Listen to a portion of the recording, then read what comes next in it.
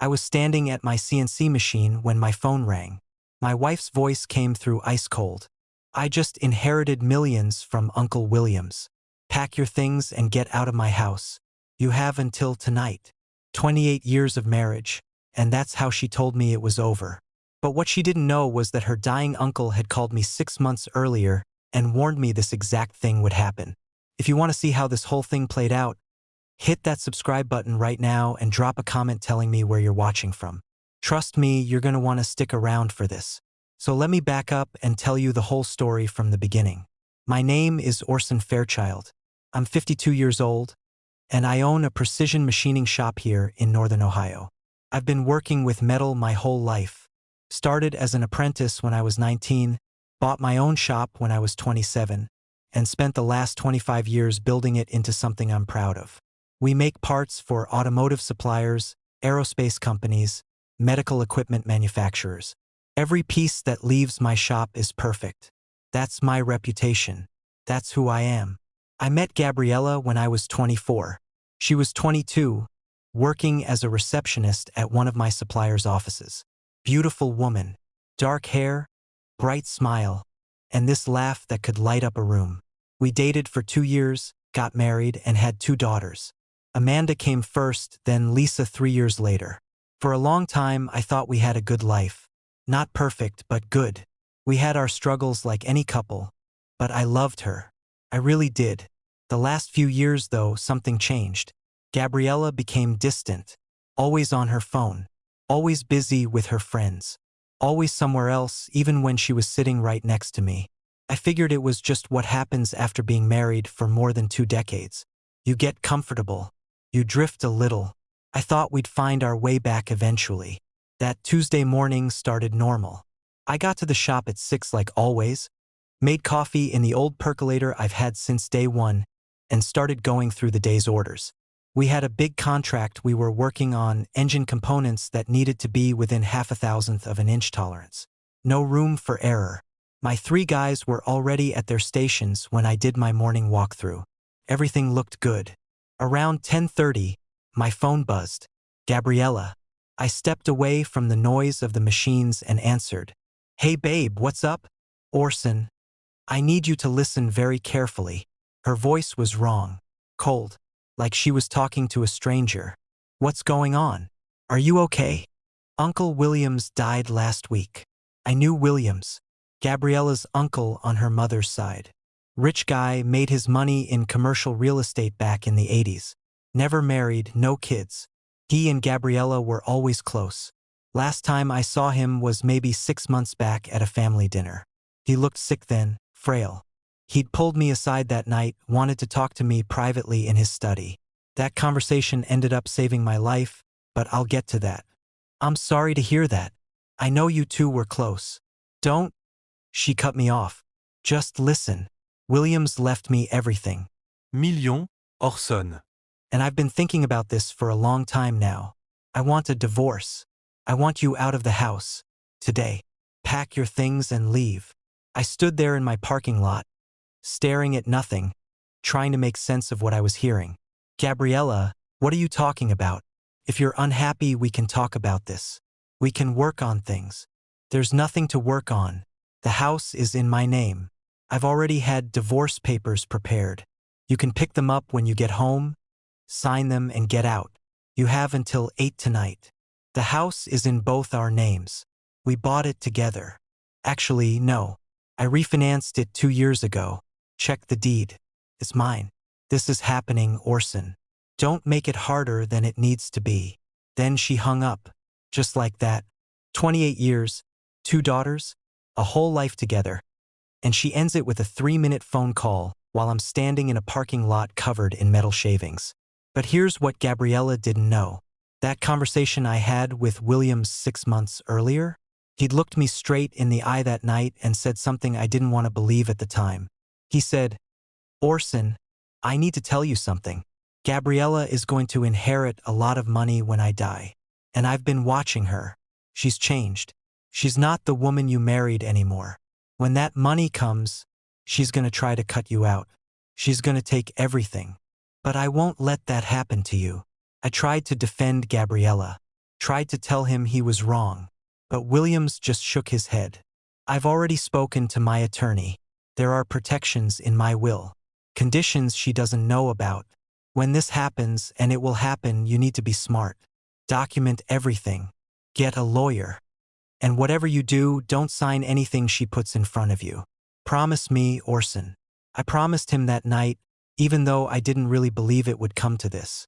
Williams had always been a bit paranoid. But standing in that parking lot with my phone in my hand, his words came back to me like a slap in the face. He'd known. He'd seen it coming. I told my foreman I had an emergency and drove home. That 15-minute drive felt like the longest of my life. My mind was racing. What was I going to find when I got there? What was she planning? I pulled into the driveway and saw Gabriella's car, plus another one I didn't recognize. A black Mercedes with tinted windows. My stomach dropped. I walked in through the front door. Gabriella was sitting at the dining room table looking like she was about to go to some fancy lunch. Hair done, makeup perfect, wearing clothes I'd never seen before. Across from her sat a man in an expensive suit with a briefcase open on the table. Orson, this is Mr. Patterson. He's my attorney. We have papers for you to sign. I looked at this stranger sitting in my house, then back at my wife. I'm not signing anything without my own lawyer. Patterson spoke up, his voice all smooth and practiced like he'd done this 100 times. Mr. Fairchild, these are very straightforward documents. A separation agreement and preliminary divorce papers. Your wife is being more than fair. She's offering you your business, your truck, and $50,000. All she asks is that you vacate the premises and allow her to retain the house and her inheritance. The house we bought together with money from my business. Actually, Patterson slid a document across the table. The house was refinanced in Mrs. Fairchild's name only. You signed a quitclaim deed 2 years ago transferring your interest to her. I never signed anything like that. Gabriella's face didn't change. You signed a lot of papers 2 years ago, Orson, when we refinanced to get the better rate. Remember? I did remember signing papers, but I trusted her. We'd been married for 26 years at that point. You don't sit there and read every single line of every single document when your wife of 2.5 decades hands you a stack of refinancing papers and says it's routine. You trust. You sign. You move on with your life. That's when it hit me. This wasn't sudden. This wasn't about Uncle William's dying and some inheritance making her greedy overnight. This had been planned. For years. She'd been setting this up, moving pieces around like a chess game, and I'd been too busy working and trusting to see it coming. I need time to review this. I'm not signing anything today. Patterson's expression got harder. Mr. Fairchild, your wife has been very clear. She wants you out of this residence by 8 p.m. tonight. If you refuse to leave voluntarily, she will be forced to contact the police and report you for trespassing on her property. Trespassing? I've lived in this house for 18 years. Not according to the deed, Gabriella said, and her voice was so cold it didn't even sound like her anymore. I'm asking you nicely, Orson. Don't make this ugly. Take the $50,000. Keep your little shop. Move on. We're done. The way she said little shop hit me harder than anything else. That shop had paid for everything. Our daughter's college tuition. Every vacation she'd ever wanted. Her car. The kitchen remodel she insisted on. All of it came from that little shop. And now it was worthless to her. Where are the girls? I asked. That's not your concern anymore. They're my daughters, Gabriella. They'll make their own choices about who they want in their lives. I looked at this woman sitting across from me and realized I was looking at a complete stranger. Everything I thought I knew about her, about us, about our life together, it was all gone. Or maybe it had never been real in the first place. I'm going upstairs to pack some things. I'll stay at a hotel tonight. But I'm not signing these papers. And I'm getting my own attorney. Patterson started to say something, but I was already heading up the stairs. As I threw clothes into a suitcase, my hands shaking with anger and confusion and something that felt like grief. I could hear them talking downstairs. Then I heard Gabriella on the phone with someone. Yes, Mom, he's being difficult, but he'll cave eventually. He always does. Of course I'll take care of you. That's the whole point of this. No, he doesn't suspect anything about the transfers. He's too busy playing with his machines to pay attention to the finances. Transfers? What transfers? I pulled out my phone and started taking pictures. Pictures of the papers Patterson had left on the table. Pictures of documents in Gabriella's office. Bank statements. Emails. Anything I could find. Williams had told me to document everything. I was finally listening. By 7 that night, I was checked into a Hampton Inn off the highway. I sat on that generic hotel bed and called a lawyer Williams had recommended to me 6 months ago. A guy named James Thornton. Williams had said if things ever went bad, Thornton was the man I needed. Mr. Fairchild. Thornton answered on the second ring. I've been expecting your call. Williams Castillo spoke to me about you months ago. Told me when you called, I should drop everything and help you immediately. Where are you right now? Are you safe? I'm at a hotel. My wife just kicked me out of my own house. Good. Don't go back there. Not yet. Let me tell you what's really going on here, and then we're gonna map out our strategy. Tomorrow morning, first thing, I'm filing an emergency motion in family court. Your wife doesn't know it yet, but Williams's will contain some surprises. Surprises that are going to change everything. The next morning, I met Thornton at his office downtown. He was maybe late 50s, gray hair, sharp eyes that looked like they never missed a detail. He'd already pulled financial records, and what he showed me made my stomach turn. Orson, over the past 5 years your wife has been systematically transferring money out of your joint accounts into an account in her mother's name. Started small. 500 here, 1,000 there. But it adds up. We're looking at roughly $340,000. I felt sick. How? I check our accounts. She was careful. Real careful. She timed the transfers for right after big deposits from your business, so the overall balance didn't drop noticeably. And she spread it out over years. But look at this spreadsheet. Every month, money moves out. It started right after she refinanced the house and got you to sign that quitclaim deed. So she's been planning this for at least 2 years. At least. Probably longer. Now, about that quitclaim deed. You did sign it, but there are requirements in Ohio law for a quitclaim deed to be valid. Propedis clausura. Independent legal representation for both parties. Consideration. None of that happened here. We're going to challenge it. That house is marital property, and she can't just take it. What about this inheritance she keeps talking about? Thornton smiled, and it wasn't a friendly smile. That's where things get really interesting. Williams Castillo left your wife $4.2 million. But there are conditions. Conditions she hasn't been told about yet because the will is still going through probate. What kind of conditions? First, $1 million of it goes into a trust for your daughters, with you named as the trustee. She can't touch it. Second, $500,000 is designated specifically to you as what Williams called compensation for years of faithful service to the family and integrity in marriage. Those were his exact words. Third, the remaining $2.7 million comes with a big string attached. If she divorces you within 3 years of his death without legal cause, she forfeits half of it. That money goes to a charity Williams designated. I just stared at him. Williams did that? He did. Called me personally to draft it. Said Gabriella had changed. Said she'd become greedy and manipulative and he wanted to protect you. He also said, and this is important, he suspected she was having an affair. The affair. I hadn't wanted to think about it. Hadn't wanted to see the signs that were probably right in front of me this whole time. The late nights with friends. The secretive phone calls. New underwear I never saw her wear around me. The sudden interest in going to the gym and getting her hair done.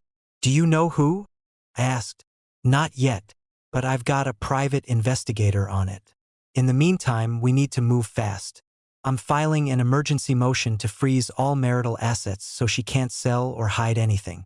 Another motion to get access to all financial records for the past 7 years. And a third motion to invalidate those fake divorce papers she tried to get you to sign.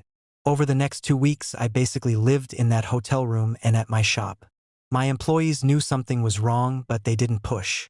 I told them I was going through a rough separation and they rallied around me. Good people. The kind you want on your side when everything's falling apart. Thornton was fighting a war in the courts. Every motion we filed, Gabriella fought back hard. She hired a bigger firm out of Columbus. Started spending money she hadn't even officially inherited yet. Patterson got replaced by a whole team of lawyers. Then came the day Thornton called me on a Wednesday afternoon and said we needed to meet right away. The investigator had found something. An hour later, I was sitting in his office looking at photographs spread across his desk. Gabriella and a man, kissing outside a restaurant, going into a hotel together, getting into his car. The timestamps on these photos. Thornton looked uncomfortable. Orson, you need to prepare yourself. His name is Fabian Merchetti, my best friend. Fabian had been my best friend since high school. He'd been my best man at my wedding. He was Amanda's godfather. He'd been at every birthday party, every holiday dinner, every major event in our lives for 30 years. How long? I asked.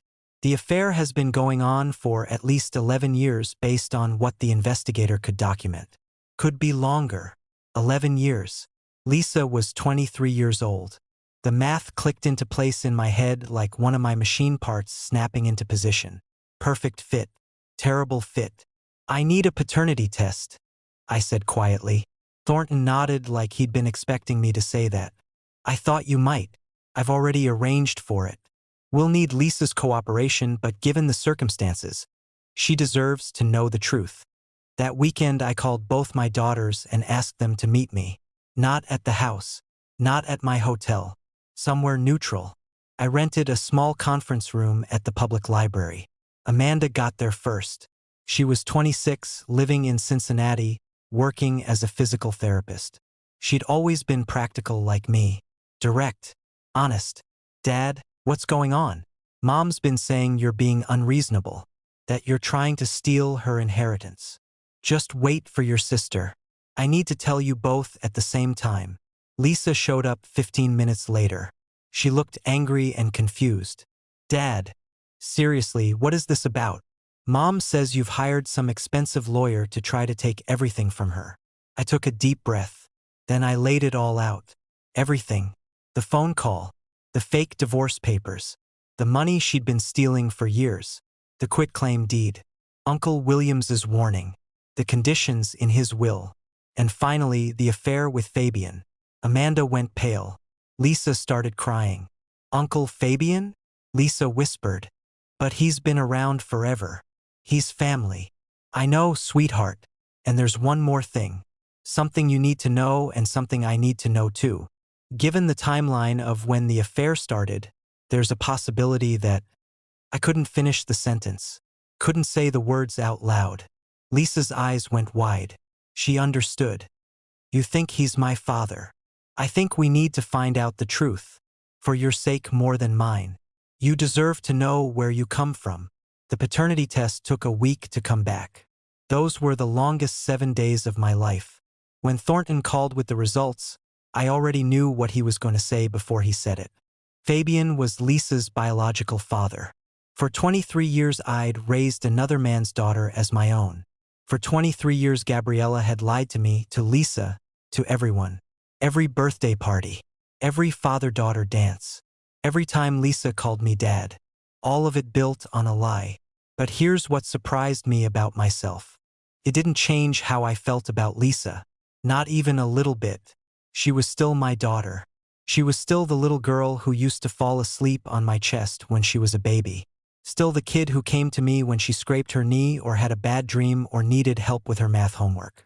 Biology didn't erase 23 years of being her father. Lisa didn't feel the same way though. She was destroyed. Angry at Gabriella for the lies. Confused about who she was. Guilty toward me for existing. It broke my heart watching her go through it.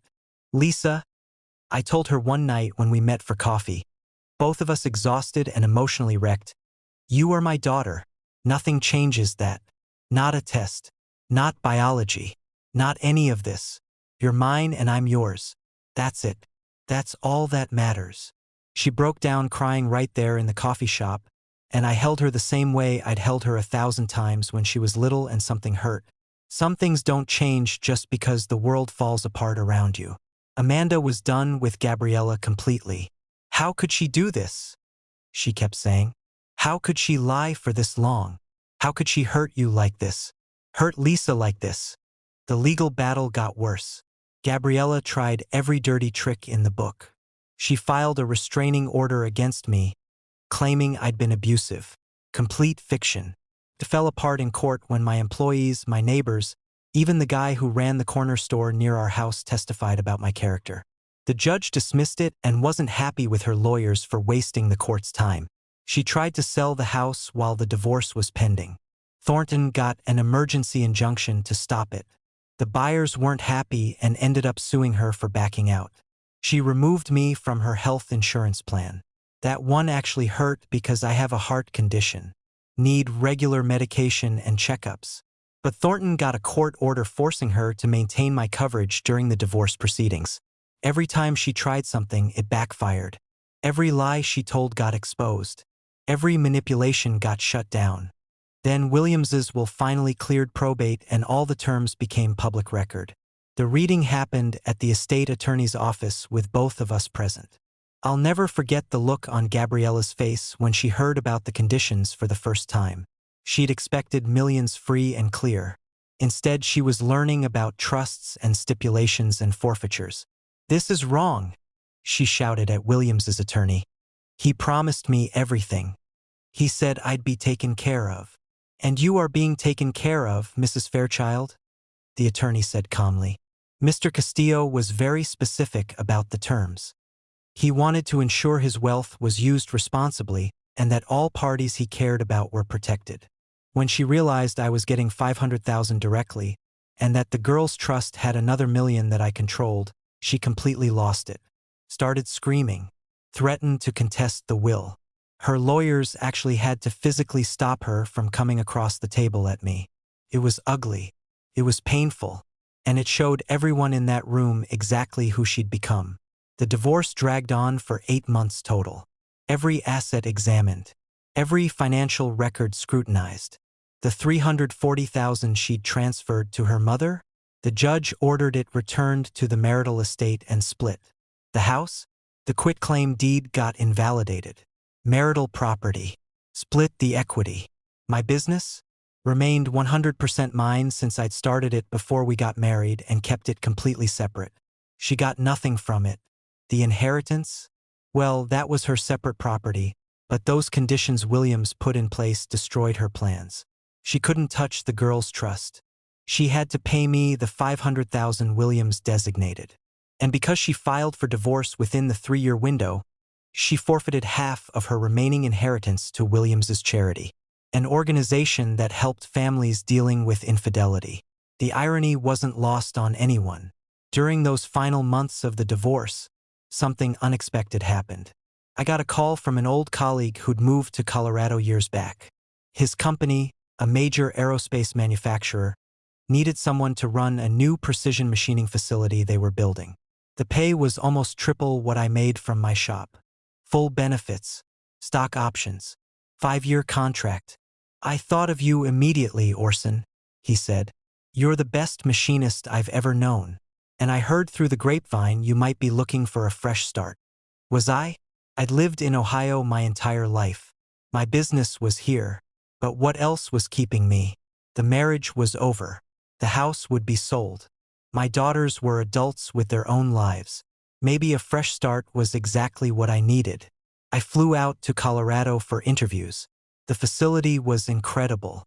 State-of-the-art equipment. The kind of machines I'd dreamed about but could never afford for my own shop. They offered me the job on the spot. "We need an answer in 2 weeks," the CEO said. I went back to Ohio and called my daughters. "I want your honest opinion," I told them. "If I took this job and moved to Colorado, how would you feel about it?" Amanda didn't hesitate. "Do it, Dad. You've spent your whole life taking care of everyone else. Mom threw that back in your face. Go build something new. Be happy." Lisa was quieter. "Will I still be your daughter? Even if you're far away?" "Always. Distance doesn't change that. Colorado has airports. You can visit whenever you want. and I'll come back for holidays and important stuff. You're stuck with me, kid. Biology doesn't matter. You're mine. Then go, she said. You deserve to be happy, Dad. I accepted the job. Sold my shop to my foreman who'd wanted to buy it for years. Sold my half of the house equity. Packed up my life and headed west.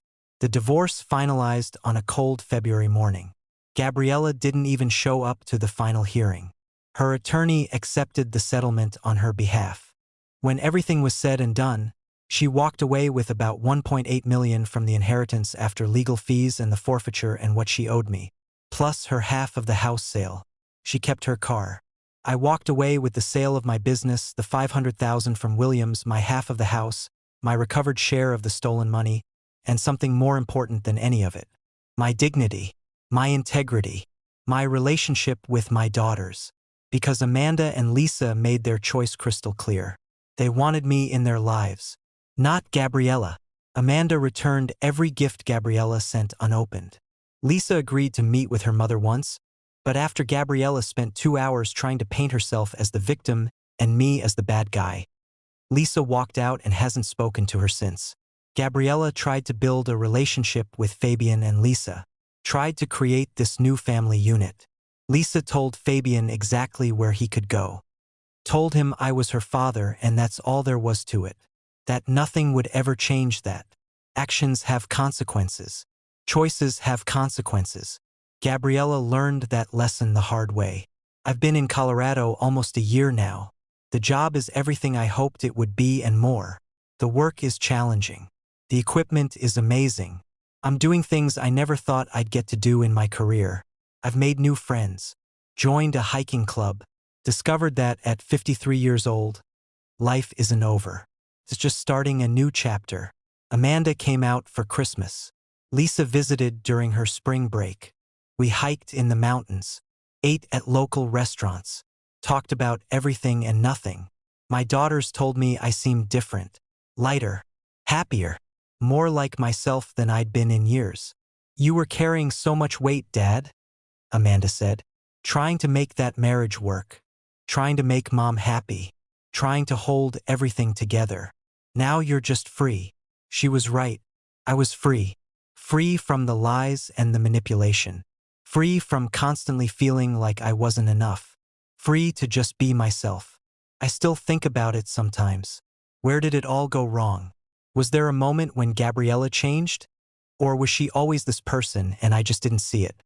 I'll never know. And it doesn't matter anymore. Williams Castillo saved my life. If he hadn't warned me, if he hadn't put those protections in his will, if he hadn't seen through his niece and acted to protect me, I'd have lost everything. I wish I could thank him. Instead, I honor his memory by living well, by being a good father, by keeping my integrity even when it's hard. Last month, Gabriella sent me an email, long and rambling, full of excuses and half-hearted apologies that somehow still managed to blame everyone but herself. She said she'd made mistakes, but I should forgive her for the sake of family unity. Said she was struggling financially. The inheritance hadn't lasted as long as she'd expected. Bad investments, legal bills, living beyond her means. She asked if I could help her out. I deleted it without responding. Some bridges aren't meant to be rebuilt. Some people don't deserve second chances. And sometimes the kindest thing you can do for yourself is close the door and walk away. I'm 53 years old. I have a great job that challenges me every day. 2 incredible daughters who chose me even when it was hard. And a future full of possibilities. I've learned that integrity matters more than money. That love isn't about biology but about showing up day after day, year after year. And that sometimes the worst thing that happens to you is actually the thing that sets you free. Gabriella thought she was getting rid of me so she could upgrade her life. Instead, she downgraded everything. Her relationships, her reputation, her future. Meanwhile, I upgraded mine simply by refusing to compromise who I am. If there's a lesson in all this, it's simple. Your character matters. Your choices matter. And karma doesn't forget. It just takes its time. If this story reminded you that self-respect and integrity always win in the end, don't keep it to yourself. Subscribe to the channel for more real-life stories about betrayal, resilience, and second chances. Leave a comment below and tell me, what would you have done in my place? And if you know someone who needs to hear this message, share it with them. New stories drop every week. Hit that subscribe button so you never miss one.